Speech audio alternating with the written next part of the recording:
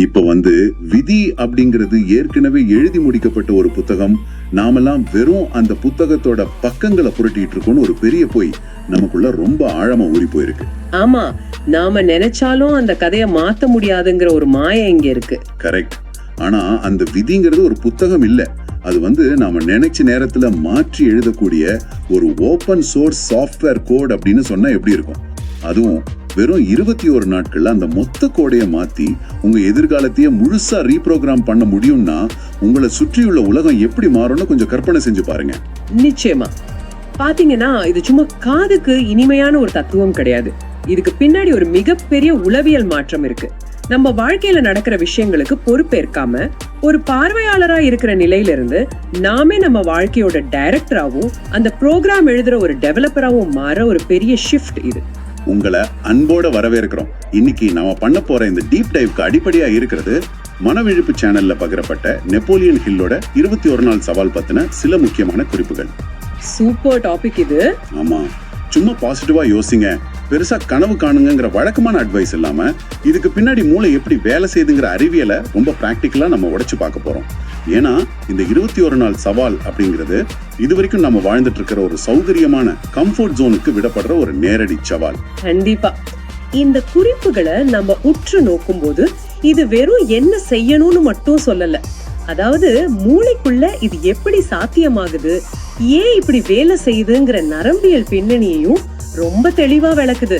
ஒரு மனிதன் தன்னை தானே செதுக்கிக்கிறதுக்கு தேவையான அத்தனை டூல்ஸும் இதுல இருக்கு இல்லையா? அதேதான், உங்க மொத்த வாழ்க்கையும் மாத்துறதுக்கான ஒரு ப்ளூ பிரிண்ட் இதுன்னு சொல்லலாம். சரி, எதையும் மாத்துறதுக்கு முன்னாடி முதல்ல நம்ம எந்த இடத்துல வேலை செய்ய போறோம்னு புரிஞ்சுக்கணும். அதுதான் நம்ம மனசு. இப்ப நம்ம மனசு ஒரு அற்புதமான விவசாய நிலம் மாதிரி. இதுல ரொம்ப சுவாரஸ்யமான விஷயம் என்னன்னா, அந்த நிலத்துக்கு எந்த பாகுபாடும் கிடையாது. எதை விதைச்சாலும் வளரும். கரெக்ட். ஒரு ஆப்பிள் விதையை தூவி விட்டாலும் வளரும், ஒரு விஷச்செடியோட விதையை போட்டாலும் அது செழிப்பா வளரும். நிலம் இது நல்ல விதை, இது கெட்ட விதை எல்லாம் பார்க்காது. பலரும் தங்களுக்கு தெரியாமலேயே ரொம்ப கேஷுவலா தங்களை தானே குறை சொல்லிக்கிற சுய உரையாடல்களை செஞ்சுக்கிட்டே இருப்பாங்க. அதாவது அந்த என்னால முடியாது, என் நேரம் சரியில்லை, எனக்கு மட்டும் ஏன் எப்பவும் கஷ்டம் வருது அப்படிங்கிற அந்த செல்ஃப் டாக் தானே. ஆமா ஆமா, அதேதான். இது அந்த வளமான நிலத்துல தினமும் கொஞ்சம் கொஞ்சமா விஷத்தை கலக்கிறதுக்கு சமம். பயம் சந்தேகங்கிற விதைகளை தூவிட்டு எனக்கு ஏன் வெற்றி கிடைக்கலன்னு புலம்புறதுல எந்த லாஜிக்கும் கிடையாது. மனித மனம் எதை ஆழமா நம்புதோ அதை அது நிஜமாக்கும். வாவ், இதுக்கு தாமஸ் எடிசனோட உதாரணத்தை விட வேற சிறந்த விளக்கம் இருக்க முடியாது. அவர் ஒளிரும் பல்பை கண்டுபிடிக்க கிட்டத்தட்ட 10,000 முறை தோல்வி அடைஞ்சாருன்னு நாம எல்லாரும் படிச்சிருக்கோம்.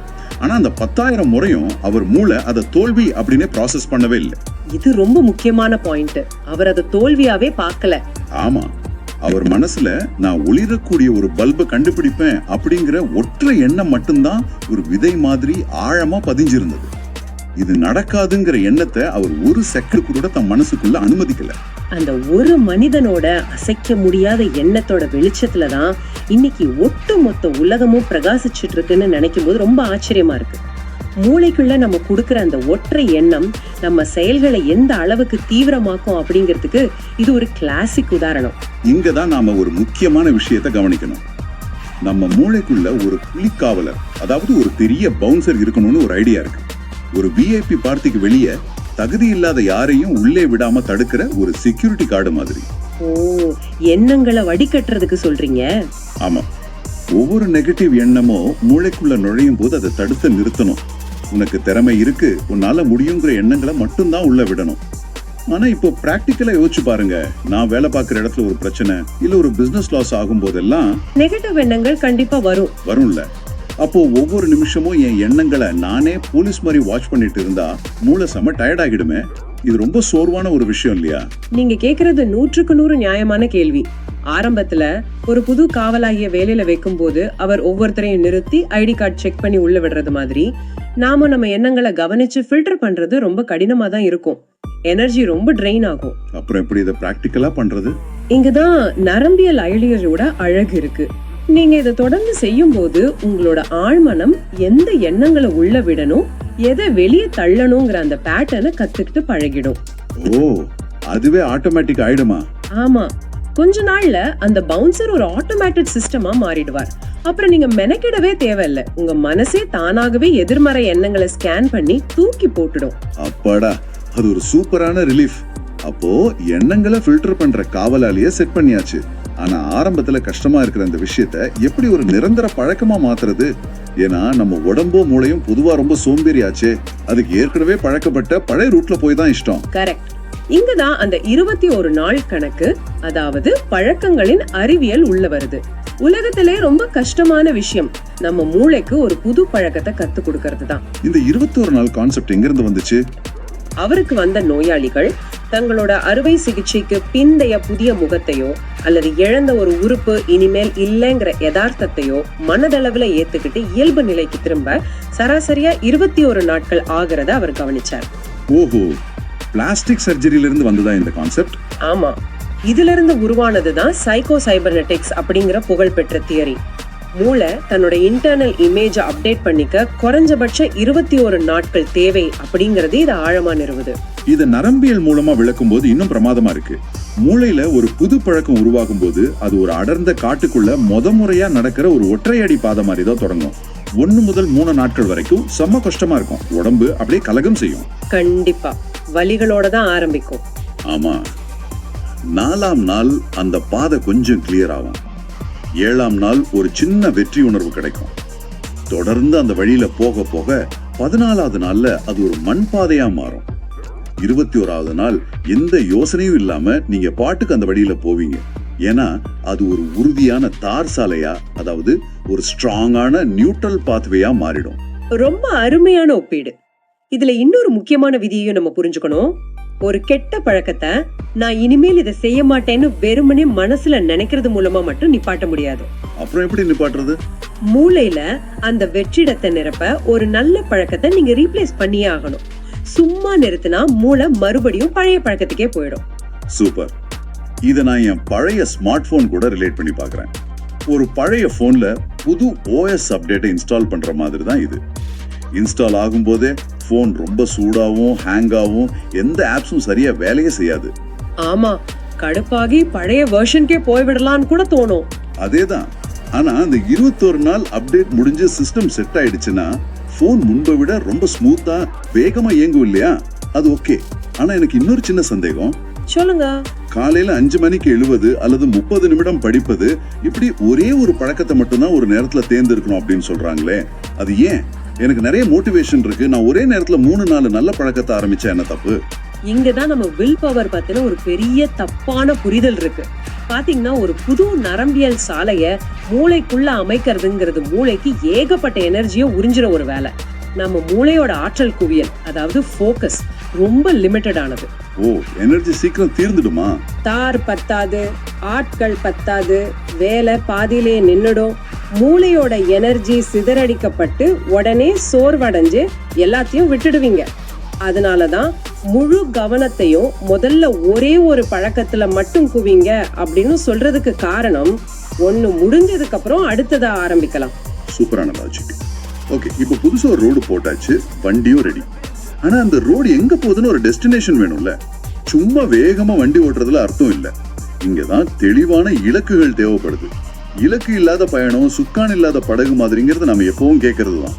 ஆமா, ஆனா பலரிடமும் போய் உங்க இலக்கு என்ன அப்படின்னு கேட்டா, நான் நிறைய பணம் சம்பாதிக்கணும், என் கடன் எல்லாம் அடைக்கணும், நான் சந்தோஷமா இருக்கணும் அப்படின்னு ரொம்ப மேலோட்டமான பதில்களை தான் சொல்வாங்க. இதெல்லாம் இலக்கு இல்லையா? இதெல்லாம் இலக்குகள்னே சொல்ல முடியாது. இது வெறும் ஆசைகள். ஒரு இலக்கு எப்படி இருக்கணும்னா ரொம்ப துல்லியமா இருக்கணும். அடுத்த 5 வருஷத்துல என்னோட பிசினஸ் லாபத்தை 2 மடங்கா மாத்துவேன் அப்படிங்கிற மாதிரி அளவிடக்கூடிய காலக்கெடு உள்ள ஒரு டார்கெட்டா இருக்கணும். நாம எல்லாரும் இந்த இலக்குகளை செட் பண்ணுங்கிறத செல்ஃப் ஹெல்ப் புத்தகங்கள்ல நிறைய படிச்சிருப்போம். ஆனா இதை எழுதி வைக்கிறதால மூளைக்குள்ள என்ன நடக்குதுங்கிறது தான் இங்க உண்மையான ட்விஸ்ட். இத தினமும் காலையிலயும் நைட்டு தூங்குறதுக்கு முன்னாடியும் சத்தமா படிக்கணும்னு சொல்றாங்க. கரெக்ட். இது ரொம்ப முக்கியமான ஸ்டெப். ஏன் அப்படி செய்யணும்? இங்கதான் ரெட்டிகுலர் ஆக்டிவேட்டிங் சிஸ்டம், சுருக்கமா RAS அப்படின்னு சொல்ற மூளையோட ஒரு ஃபில்டர் வேலை செய்யுது. இத ரொம்ப சிம்பிளா புரிஞ்சுக்கணும்னா, ஒரு கர்ப்பிணி பெண் வெளியில போகும்போது திடீர்னு ஊர்ல இருக்கிற அத்தனை கர்ப்பிணி பெண்களும் அவங்க கண்ணுக்கு தெரிவாங்க. ஆமா, நிறைய பேர் இத ஃபீல் பண்ணிருப்போம். நேத்து வரைக்கும் அவங்க ரோட்ல இல்லையா இருந்தாங்க, ஆனா இவங்க மூளையோட RAS இப்ப கர்ப்பம்ங்கிற விஷயத்துக்கு முக்கியத்துவம் கொடுத்து அதை மட்டும் ஃபில்டர் பண்ணி கண்ணுக்கு காட்டுது. எக்ஸாக்ட்லி.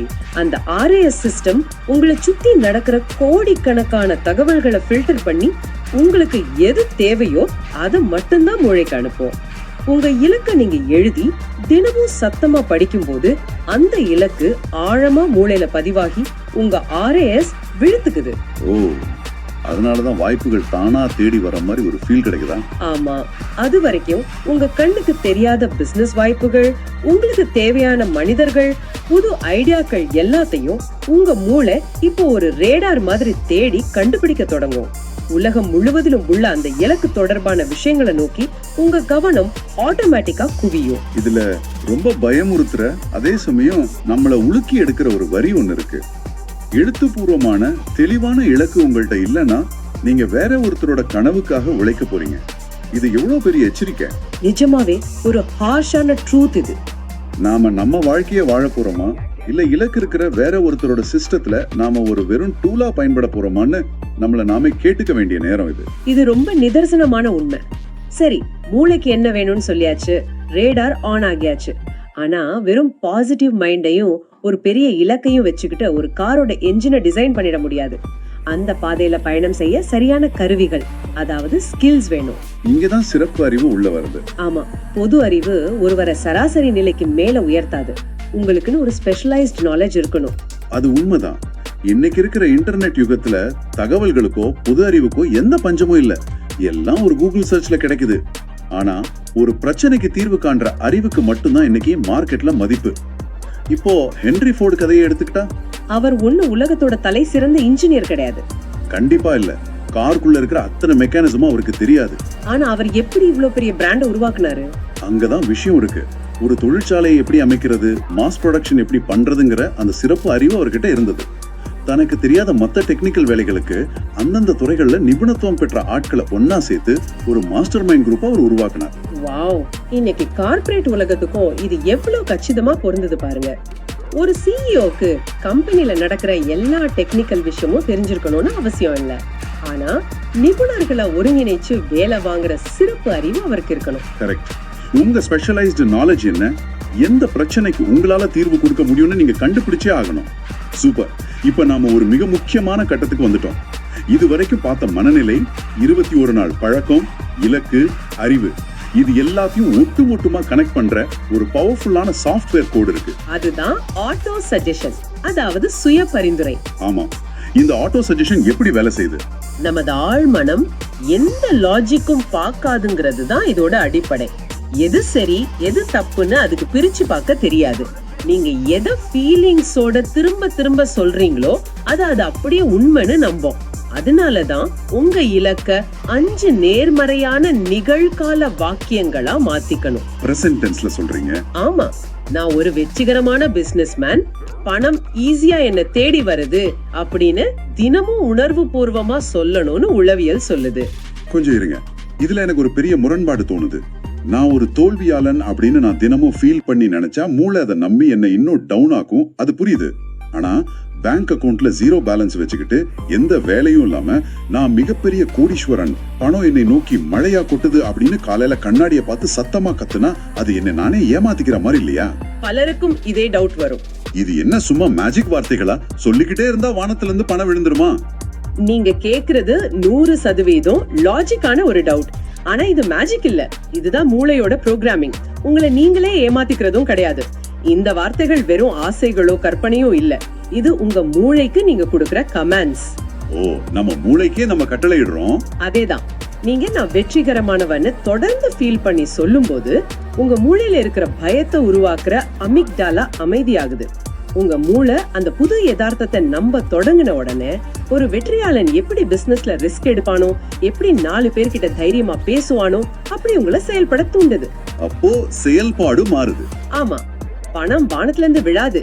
ஆனா அந்த பணத்தை சம்பாதிக்கிறதுக்கான தைரியத்தையும் செயல்களையும் இந்த ஆட்டோ சஜஷன் உங்களுக்கு கொடுக்கும். எண்ணம் செயலா மாறுறதுக்கான ஒரு பிரிட்ஜ் தான் இது. வாவ், இப்போ அந்த லாஜிக் ரொம்ப தெளிவா புரியுது.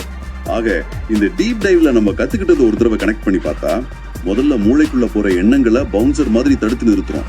அப்புறம் நரம்பியல் பாதைகளை மாற்ற அந்த 21 நாள் பழக்கத்தை உருவாக்குறோம். நம்ம RIS ஆக்டிவேட் பண்ண தெளிவான இலக்கை எழுதுறோம், கூட்டத்துல இருந்து தனித்து நிக்க சிறப்பறிவை வளர்த்துக்கிறோம், கடைசியா ஆட்டோ சஜஷன் மூலமா ஆழ்மனதை ரீப்ரோகிராம் பண்றோம். ரொம்ப சரியா சம்மரைஸ் பண்ணீங்க. இந்த 5 ஒன்னோட ஒண்ணு லிங்க் ஆனது. இத சும்மா கேட்டுட்டு கடந்து போகாம அந்த 21 நாள் சவால ஆக்ஷன்ல இறங்குறதுல தான் உண்மையான ரிசல்ட் இருக்கு. உறுதியா? ஆனா இந்த தேடலை முடிக்கிறதுக்கு முன்னாடி நீங்க யோசிக்க வேண்டிய ஒரு முக்கியமான கேள்வி ஒண்ணு இருக்கு. இந்த 21 நாள் சவாலை நீங்க ரொம்ப சக்சஸ்ஃபுல்லா முடிச்சிட்டீங்கன்னு வச்சுப்போம். அந்த புது சாஃப்ட்வேர் கூட எழுதிட்டீங்க. ஆனா அந்த 22வது நாள் காலையில கண்ணு முழிக்கும் போது அந்த புது நபர் யார்? இது ரொம்ப ஆழமான ஒரு சிந்தனை. அவர் உண்மையிலேயே பழைய அடையாளங்களை எல்லாம் அழிச்சிட்டு முற்றிலுமா புது ஆளா இருப்பாரா? இல்ல உங்களோட இந்த பழைய பயங்கள், நெகட்டிவ் எண்ணங்கள் எல்லாமே வேறொரு புது ரூபத்துல வைரஸ் மாதிரி மறுபடியும் உள்ள வர வாய்ப்பு இருக்கா? 21 நாள்ல புது OS இன்ஸ்டால் பண்ணியாச்சு. ஆனா அந்த 22வது நாள்ல இருந்து அந்த சிஸ்டத்தை கரப்ட் பண்ணாம அந்த புது உங்களை எப்படி பாதுகாத்து பயணிக்க போறீங்கிறத பத்தி கொஞ்சம் ஆழமா யோசிச்சு பாருங்க. கண்டிப்பா இத பத்தி யோசிக்கணும். இதுதான் உண்மையான சவால். ஆமா, மீண்டும் ஒரு சுவாரஸ்யமான டீப் டைவ்ல சந்திப்போம்.